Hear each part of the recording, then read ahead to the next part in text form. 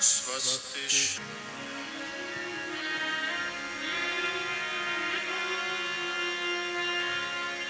वंशे विभूषितकरान्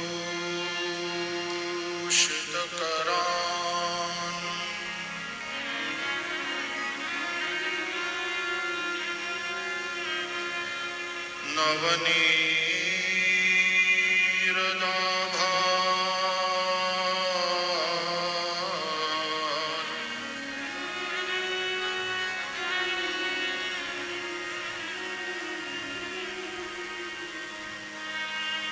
पीताम्बरात्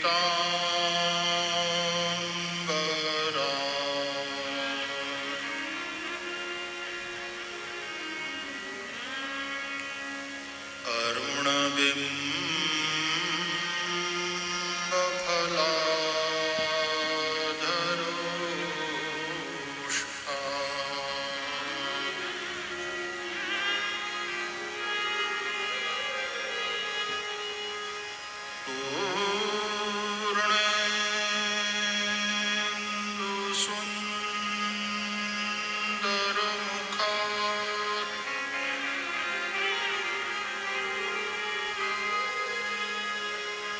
अरविन्दनेत्रात्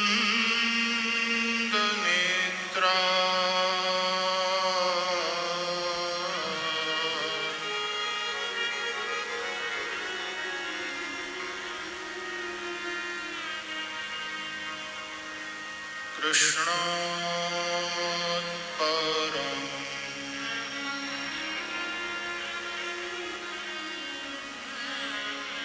किमपि तत्त्वमहं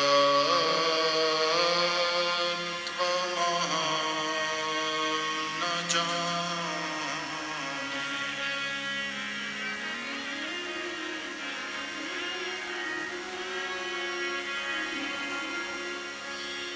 कृष्ण त्वदीयपदपङ्कजपञ्जरान्ते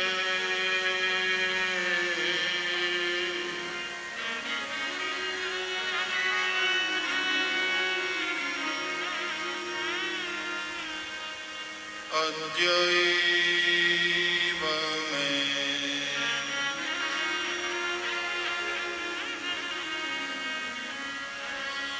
विशतु मानसराजहंसः।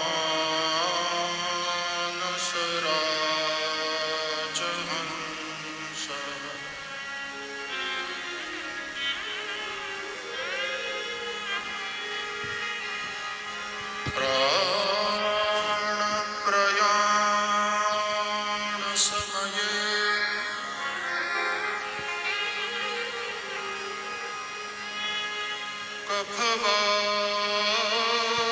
कफवातपित्तये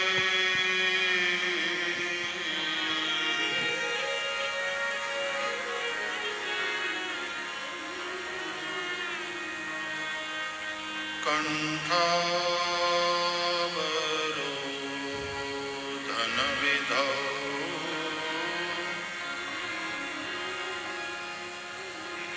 स्मरणं कुतस्ते।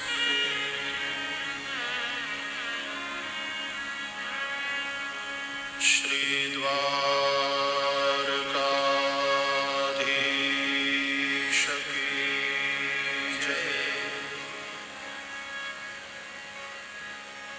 श्री बालकृष्णलाल की जय। सद्गुरु भगवान की जय।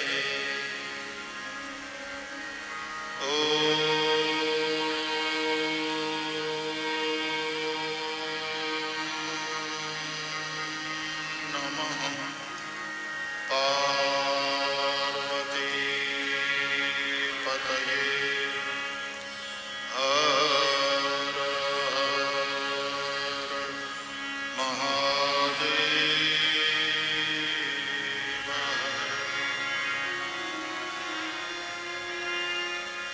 हरे कृष्णा हरे कृष्णा कृष्णा कृष्णा हरे हरे हरे राम राम राम हरे हरे हरे कृष्णा कृष्णा कृष्णा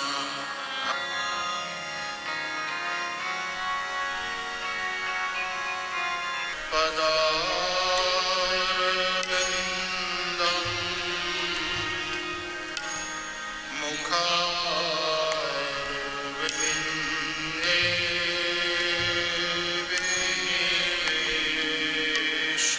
विनिवेशयन्तं वटस्य पत्रं मनसा स्मरामि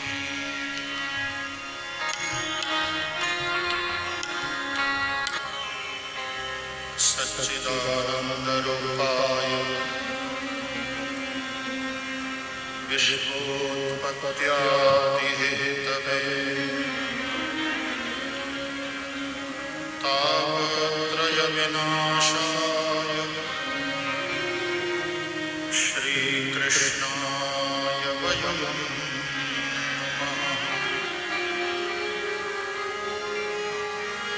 यं प्रव्रजन्तमनुपेततमेतकृत्यं द्वैपायनो विरहकातराजुहाव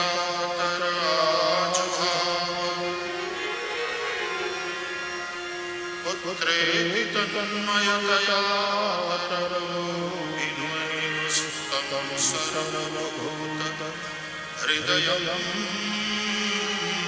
मुनिमानतोऽस्मि।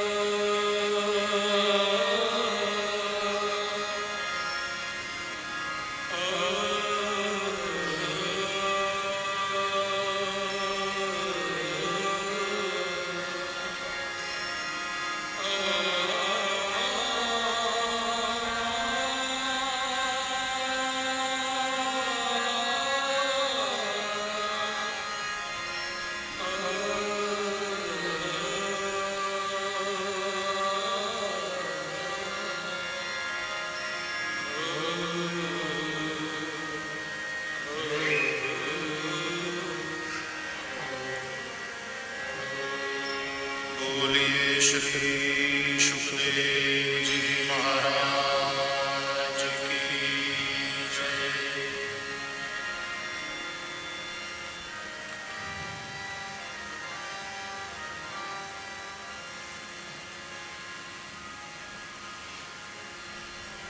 श्री हरि परमानंदम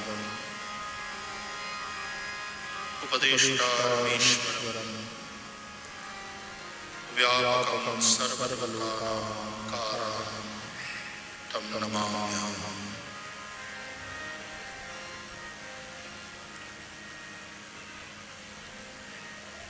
परम कारुणिक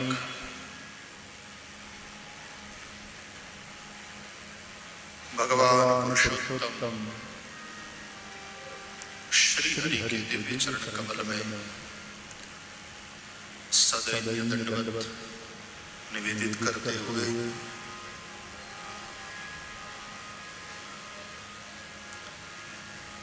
व्यास जी का ऐसा कथन है कि भगवत कथा या तो कहीं तीर्थ स्थान में करें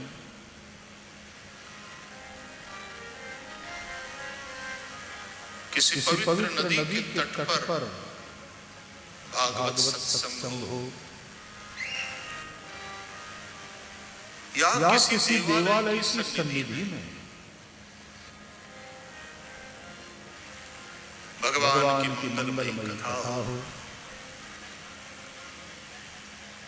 तो हम यहाँ जिस दिव्य देवालय की सन्निधि में बैठे हैं,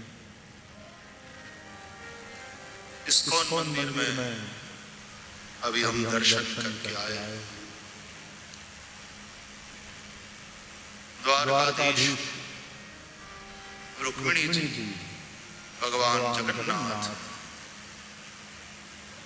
चैतन्य देव की गौड़ी परंपरा और वो दिव्य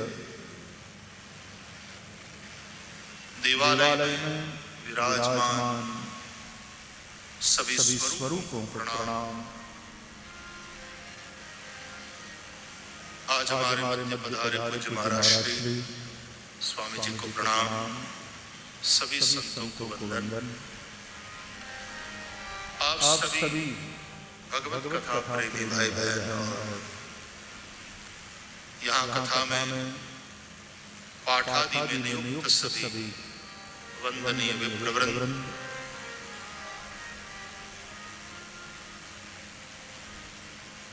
सबके रूप में विराजमान नमोस्तुवनंताय भगवान अनंत को प्रणाम। विज्ञान के माध्यम से इस कथा का श्रवण कर रहे सांदीपनि.tv और अन्य सोशल मीडिया एवं धर्म संदेश और आस्था टीवी चैनल के माध्यम से देश और विदेश में जो लोग श्रवण कर रहे हैं, व्यासपीठ से मेरे सभी सत्संग प्रेमी श्रोता जनों का हार्दिक अभिनंदन करते हुए सबको वंदन। जय श्री कृष्ण, जय सिया राम, हरि ओम, हरे कृष्ण।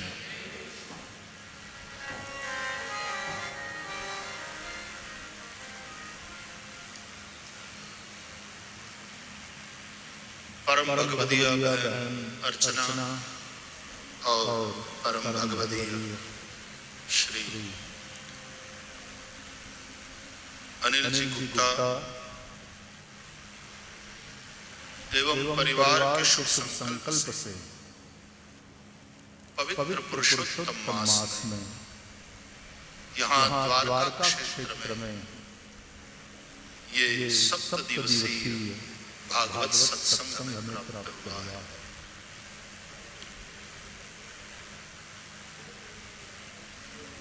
कुछ समय से इस परिवार ने भी कथा के लिए प्रार्थना करी थी।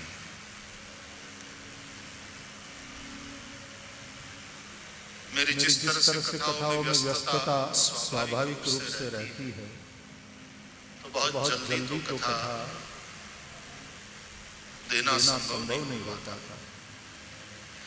लेकिन मैं हमेशा कहता हूँ, और ये मेरी अनुभूति है, और अब आप लोगों की भी ये अनुभूति निश्चित रूप से बनेगी कि मैं कथा करता हूँ, देता तो वो है। भगवान की जहाँ इच्छा होती है वहां पर कथा होती। ये कथा कहीं अन्य जगह होनी थी, वहां पर नहीं हो पाई तो किसी और अन्य ने जो अर्जी लगाई थी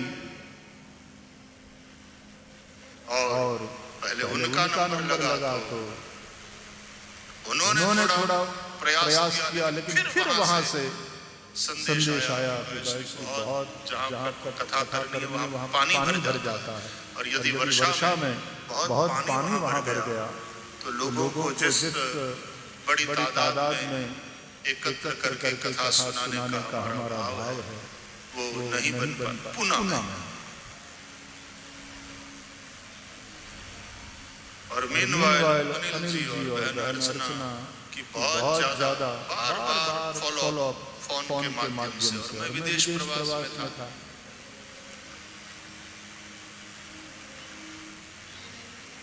तो फिर मैंने ये कहलवाया, हालांकि वो इतने कम समय में तैयारी कर पाएंगे कि नहीं मुझे भरोसा नहीं था, लेकिन मैंने कहलवाया कि बहुत कम समय है, ये वाला समय बीच में खाली संयोग ऐसा बना है, यदि इसमें कर लेते हो तो कर लो। और जैसे भूखे को भोजन मिले तुरंत वहां से, और कोई विचार नहीं, तुरंत बोले भाई श्री तैयार। मैंने कहा सुन लो, समझ लो, समय बहुत कम है, सब हो जाएगा भगवान की कृपा से, बस आप आओ। तो मेरे ख्याल से पता नहीं 15-20 दिन ही मिले होंगे वेदिका।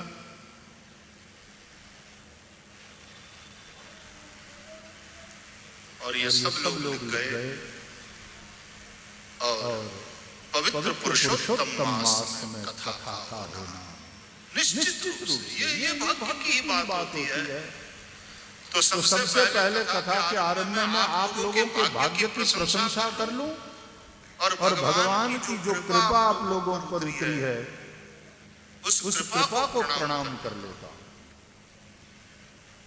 क्योंकि व्यास भगवान का वचन है, भाग्योदयेन बहुजन्म समर्जितेन सत्संगमं च लभते पुरुषो यदा वै अज्ञान हेतु कृत मोह मदान्धकार नाशं विदाय हि तदोदयते विवेक।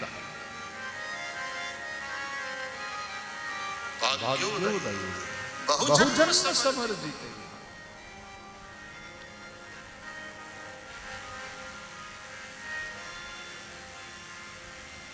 अनेक जन्म के पुण्यों का जब उदय होता है,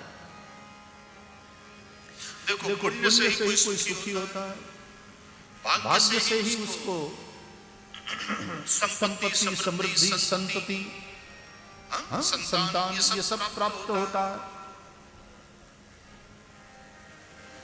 लेकिन वो हमारे पुण्य का साधारण फल है, लौकिक फल है, जो भी कह लो। लेकिन किए हुए पुण्य सत्कर्म, और केवल आपके नहीं, आपके पूर्वजों के भी पुण्य, और केवल इस जन्म के नहीं, बहुजन्म समर्जितेन अनेक जन्मों के परिवार के अनेक पुरखों के द्वारा और हमारे द्वारा किए गए जो पुण्य हैं, वो सारे पुण्य आपको जो लौकिक सुख है वो तो देते रहते हैं, लेकिन एक समय ऐसा आता है कि वो सारे पुण्य मिलकर के अलौकिक फल देने के लिए तैयार हो जाते हैं। और वो हमारे लिए बड़े भाग्य की बात होती है।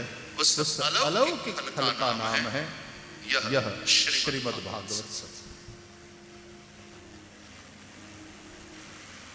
हमारे शास्त्रों में सत्संग को दुर्लभ बताया गया है।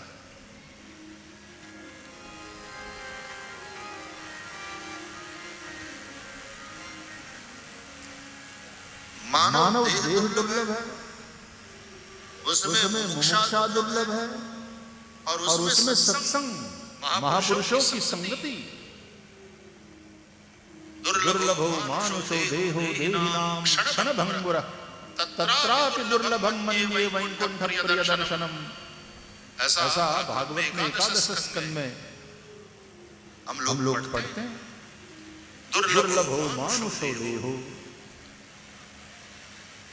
मनुष्य देह दुर्लभ है, जनसाधारण को कुछ पड़ी नहीं है।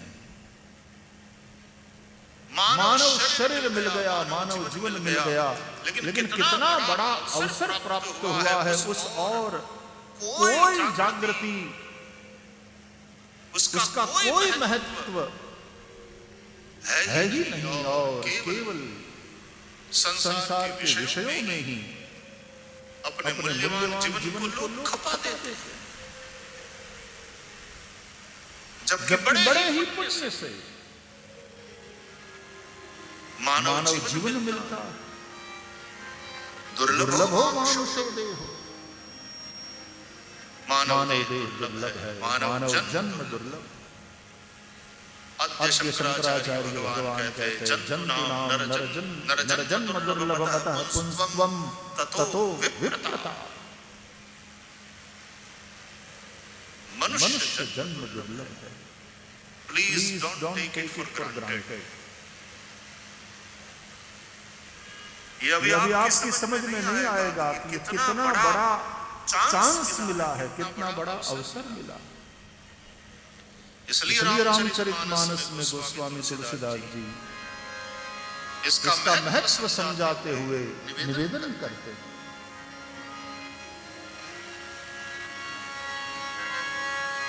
बड़े भाग मानुष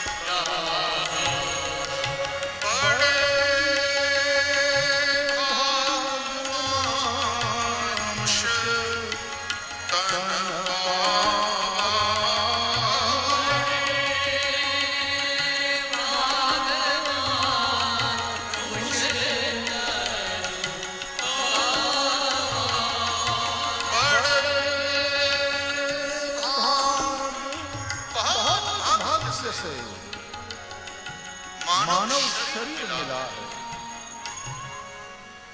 आगे तुलसीदास जी कहते हैं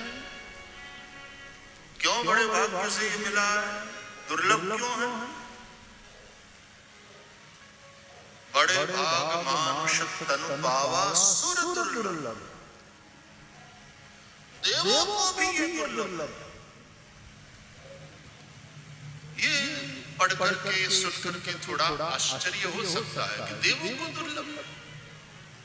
हम मनुष्य शरीर में देवों की पूजा करते हैं, उपासना करते हैं, यज्ञ के द्वारा हम आराधना करते हैं, आहुतियां देते हैं।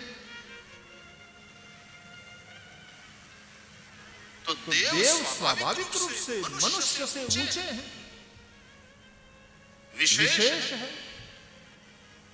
और मानव शरीर की इतनी महिमा कि देवों को भी वो दुर्लभ है। निश्चित रूप से सुर दुर्लभ ग्रंथ ही कहते हैं। वास्तव में स्वर्ग के देवता भी पृथ्वी के मनुष्य बनना चाहते हैं, अर्जी लगा रखे हैं। देवता अपने पुण्य के फल स्वरूप सुख को तो भोग सकते हैं, लेकिन भगवान की भक्ति में उनका मन। रामचरितमानस में तो तुलसीदास जी देवताओं को स्वार्थी बता रहे हैं। आए देव सदा स्वार्थी, बोले वचन जनु परमार्थी। वचन ऐसे बोले जैसे परमार्थी।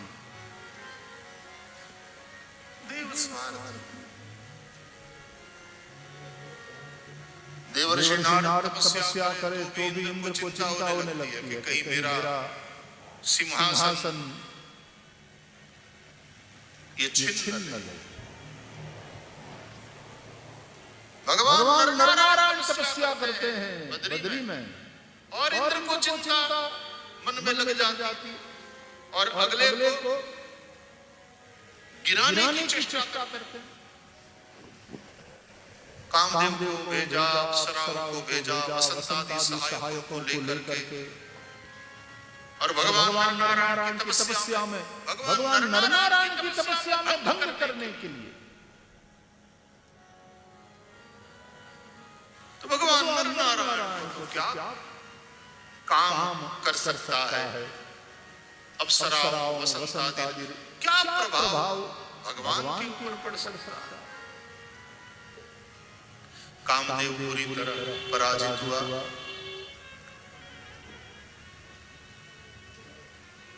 नरनारायण को क्रोध नहीं। रामचरितमानस में भी देखो, देवर्षि नारद की तपस्या को भंग करने के लिए भी इंद्रादि ने कामदेव इत्यादि को भेजा था और नारद की तपस्या को भी भंग नहीं कर पाए। भय नारद मन कछुरोषा, नारद जी के मन में भी कोई रोष नहीं। हम बद्रिकाश्रम में जाते हैं, बद्रीनाथ जाते हैं दर्शन करने, तो भगवान बद्री विशाल, भगवान नरनारायण और वहां नारद जी भी है। आप मंदिर के अंदर दर्शन करते, कुबेर जी, नारद जी, नरनारायण और भगवान बद्रीनाथ तपस्या में रत है। भगवान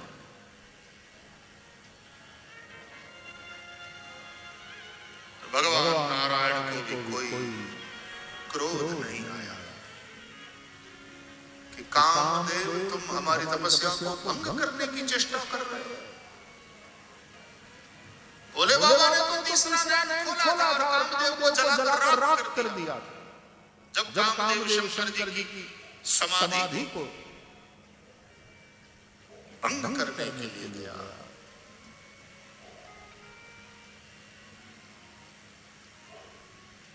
भगवान नरनारायण ने कोई क्रोध नहीं किया। वो लज्जित होकर के जब जाने लगे सब, तो भगवान नरनारायण ने रोका, कामदेव अरे प्यारे अतिथि बनकर आए हो, थोड़ा हमारा आतिथ्य स्वीकार करके तब जाओ। भगवान नरनारायण ने अपने उरु से, अपनी जंघा से एक ऐसी अप्सरा प्रकट करी जिसको उर्वशी कहते हैं।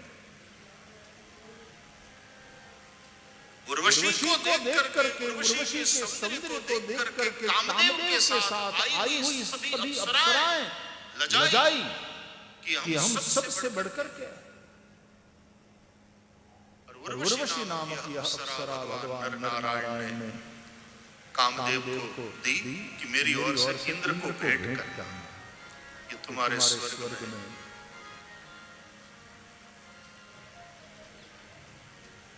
बहुत लज्जित हुए फिर इंद्र। देवता तो है, डेमिगॉड्स जिसको कहते हैं। हमारी इंद्रियों के भी सभी देवता है, भोगी है। शब्द स्पर्श रूप रस गंध, इन विषयों में उनकी आसक्ति है।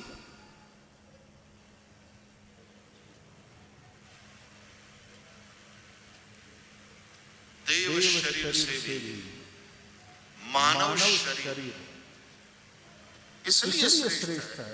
ये बात कई बार कथाओं में लोगों ने चर्चा करी है कि तुलना करनी हो तो ये कर सकते हो, कह सकते हो कि देव शरीर मतलब चांदी और मनुष्य शरीर मतलब लोहा। निश्चित रूप से लोहे से चांदी की कीमत कई गुना ज्यादा। लोहे से चांदी महत्वपूर्ण है। तो देव शरीर यदि लोहे की भांति है, मानव शरीर लोहे की भांति है, और देव शरीर यदि रजत चांदी की भांति है, तो देव शरीर की कीमत ज्यादा, निश्चित रूप से ज्यादा है। इसलिए तो देवताओं की आराधना करते हैं। बात है चांस की। वो चांस इसका क्या मतलब है?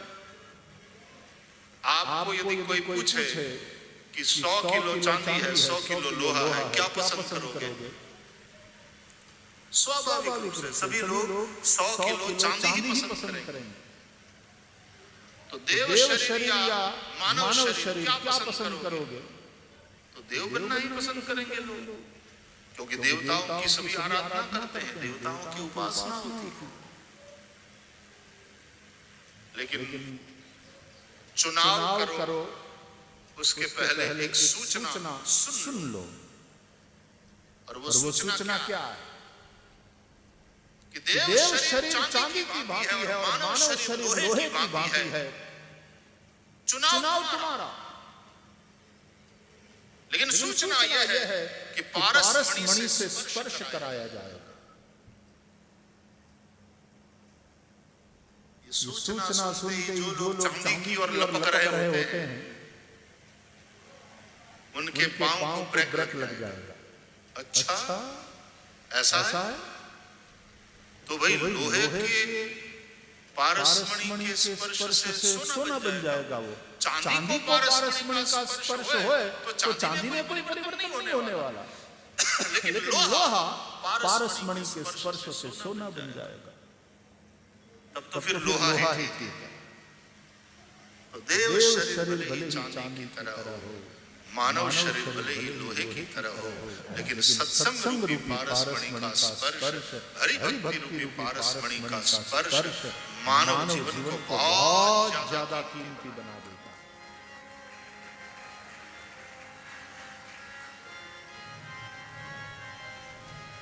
इसलिए सत्संग का सुख स्वर्ग सुख से भी बढ़कर के है, ऐसा शास्त्रों ने कहा। अरे यहाँ तक स्वर्ग सुख क्या, अपवर्ग यानी मोक्ष के भी सुख से बढ़कर के सत्संग का सुख है। तात स्वर्ग अपवर्ग सुख धैर्यतुला एक अंग, तूलता ही सकल मिली, जो सुख लव सत्संग। राजू के पल्ले में स्वर्ग और अपवर्ग मोक्ष का सुख रखा जाए, और दूसरे पल्ले में एक क्षण के सत्संग का सुख रखा जाए, तो सत्संग के सुख, सत्संग के आनंद की बराबरी स्वर्ग और मोक्ष का सुख नहीं कर सकता। तो मानव जन्म दुर्लभ है, क्योंकि मानव जन्म में कुछ ऐसी संभावनाएं बनती है जो देवताओं को भी प्राप्त नहीं है। अतः दुर्लभो मानुषो देहो देहिनां क्षण भंगुरः। लेकिन याद रहे, मानव जन्म दुर्लभ है और वो तुम्हें मिला है, लेकिन सावधान, क्षण भंगुरः। ये क्षण भंगुर भी है।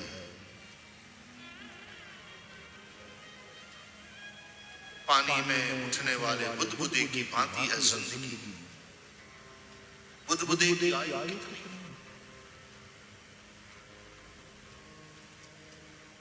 हम उस समय को वैसे बार बार याद नहीं करना चाहते, भूल जाए कोविड वाले टाइम को, और विशेष करके सेकंड वेव जो था, जो भयानकता हम लोगों ने देखी, पूरे विश्व ने देखी। चलता फिरता आदमी, हंसता फिरता आदमी बस संक्रमित हुआ। कोई लड़ करके बच पाया और कोई पूरे संसाधन प्राप्त थे, अच्छी ट्रीटमेंट मिल रही थी, फिर भी अस्पताल से वापस जिंदा लौट नहीं पाया। हमने अपने कई स्वजनों को खोया, कल्पना नहीं कर कर सकते। क्षण भंगुर है जीवन, दुर्लभो मानुषो देहो देहिनां क्षण भंगुरा। और रोग इत्यादि न हो, कभी कोई अकस्मात, भगवान न करे इस प्रकार की अकाल मृत्यु का शिकार बनना पड़े किसी को। अब मंदिर में जाते हैं, ठाकुर जी का चरणामृत लेते हैं, वो साधारण जल नहीं, ठाकुर जी का वो पादोदक, उसकी महिमा। अकाल मृत्यु हरणम सर्व व्याधि विनाशनम देव पादोदकम। ऐसा भगवान का चरणामृत सर्व व्याधि का विनाश करने वाला और अकाल मृत्यु को मिटाने वाला। जठरे धारयाम्यहम् कह करके उसका प्राशन करना चाहिए, आचमन लेना चाहिए।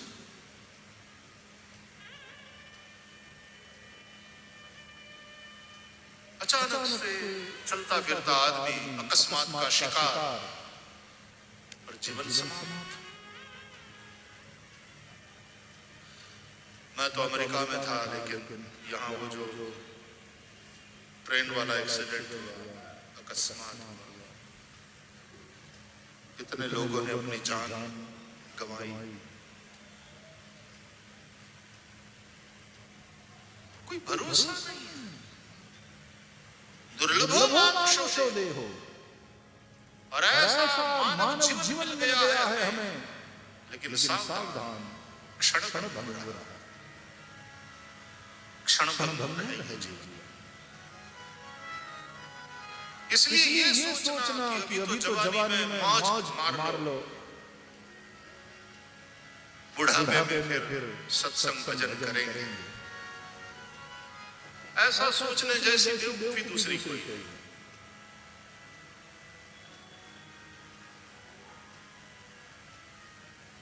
इसलिए सत्संग की जब बात आई शास्त्रों में, कथा श्रवण की बात आई,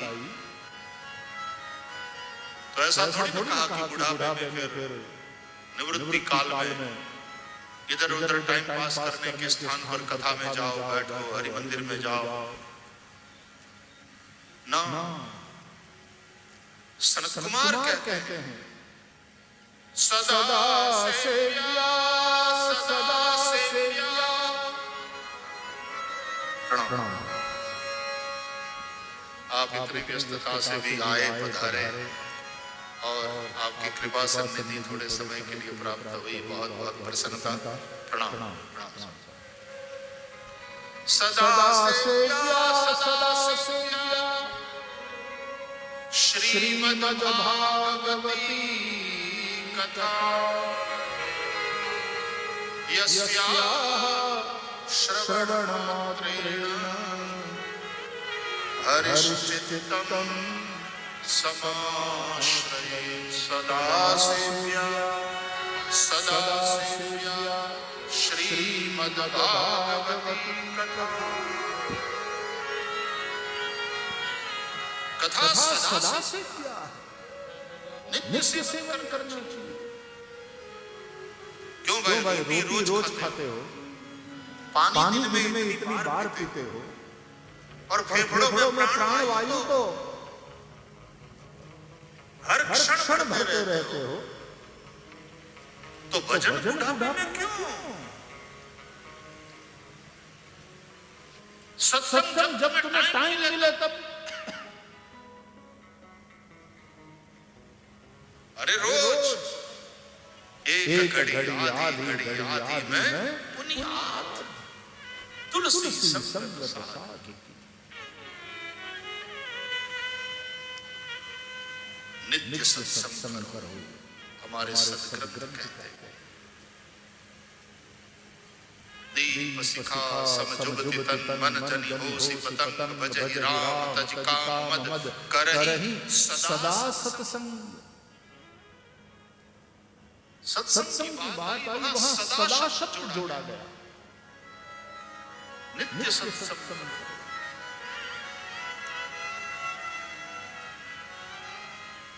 क्यों क्यों क्यों ये पूछने का तुम्हें अधिकार। हम कहां कहते हैं कि मान जो भी कहा जाए, क्यों पूछो।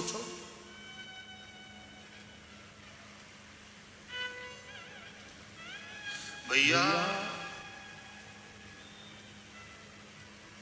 कुछ दवाइयां जो ले आते हो ना, तो उसको एक निश्चित टेम्परेचर में रखना होता है, ठीक है ना। दवाइयां बिगड़े नहीं, इसलिए व्यवस्था है। सब्जियां फ्रूट्स बिगड़े नहीं, व्यवस्था है। कोल्ड स्टोरेज में रख दिया, लंबे समय तक आप उसको संभाल के रख सकते हो। दूध न खराब होए,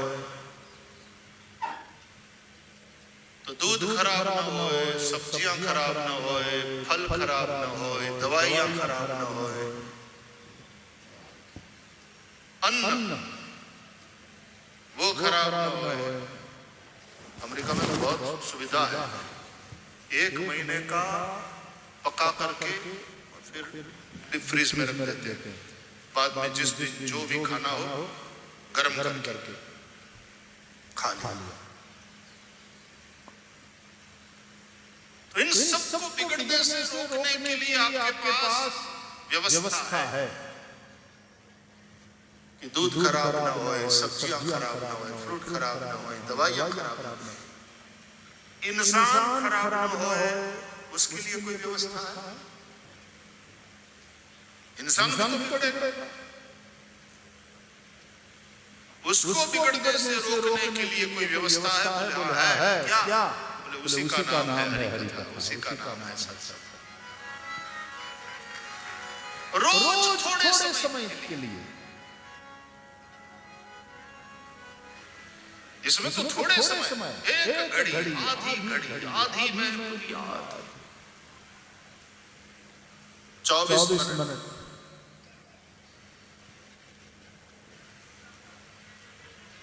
48 मिनट, 24 मिनट, 12 मिनट, आधी में बुनियाद बहुत हो गया, इतना भी काफी है। और ये स्टडी के बाद सिद्ध हुआ है कि 10 minutes positive thinking counter balances all the negativities of your whole day.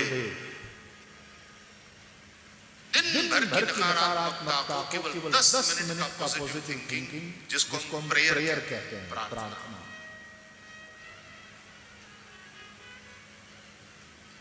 दिन भर की नकारात्मकता को 10 मिनट का पॉजिटिव थिंकिंग, 10 मिनट की प्रार्थना काउंटर बैलेंस कर देती है, उसको संतुलित कर, नकारात्मकता को संतुलित कर देती। तो यदि इस प्रार्थना के क्षणों को, यदि सत्संग के इन क्षणों को आपने थोड़ा और बढ़ाया, तो आपके जीवन में नकारात्मकता, निराशा ये आ ही नहीं सकती। अतः करे सदा सत्संग।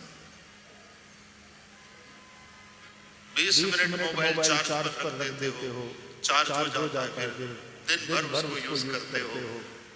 अरे 15-20 मिनट, 24 मिनट सत्संग करो और ऐसे चार्ज हो जाओगे।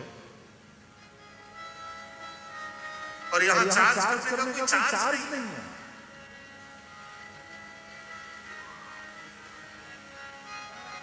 जस्ट स्टे कनेक्टेड और चार्ज हो जाए।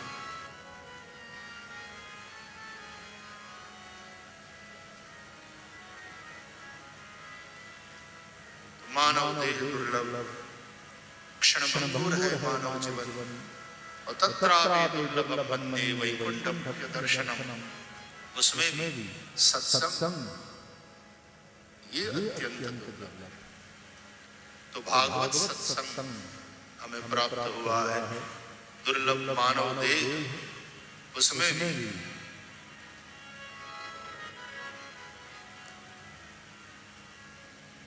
कुछ मुमुक्षा, मुक्ति की इच्छा, और मुक्ति की इच्छा हो तो मुक्ति का मार्ग बताने वाले ग्रंथ महापुरुष उनका सत्संग ये दुर्लभ है।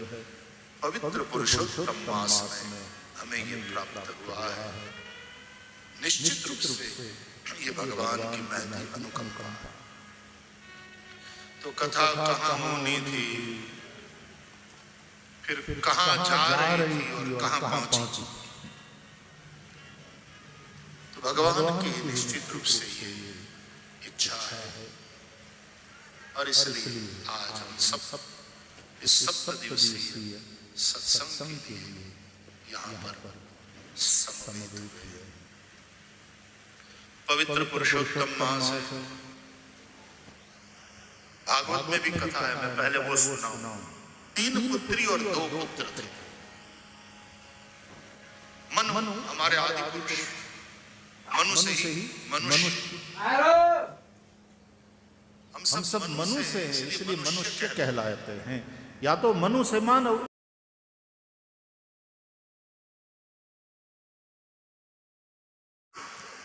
या मनुष्य। तो हमारे उस आदि पुरुष महाराज मनु के शत्रुपा से 3 पुत्री और 1 पुत्र हुए। 3 पुत्री आकुति, प्रसूति, देवहूति। 2 पुत्र प्रिय